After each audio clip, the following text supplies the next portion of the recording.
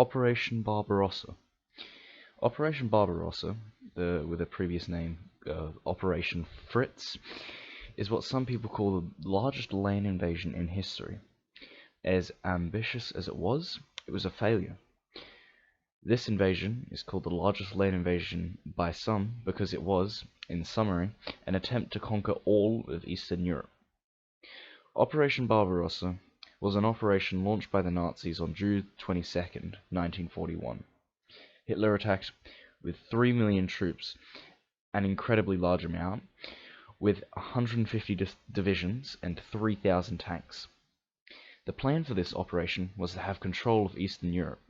The Nazis knew that losing this could turn the tide of the war and could cause a loss for the Germans.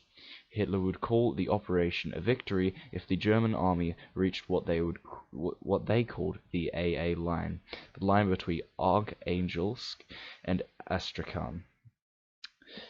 By capturing the area before that in Eastern Europe, Germany would have control of 80% of the oil in Russia, also now in control of most of Russia's people.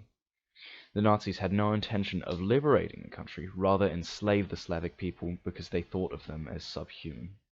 Now there's another reason that the Nazis commenced Operation Barbarossa.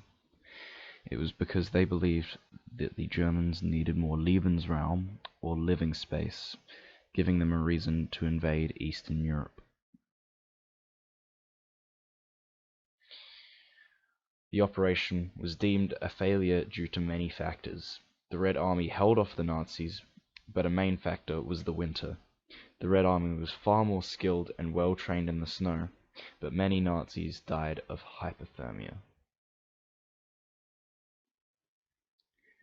The German tanks and supplies could not reach the German armies, limiting their armies, and the counterattack from Moscow, that included many Siberian soldiers who were much better trained to fight in the snow and the cold, pushed the Germans back and away from Moscow.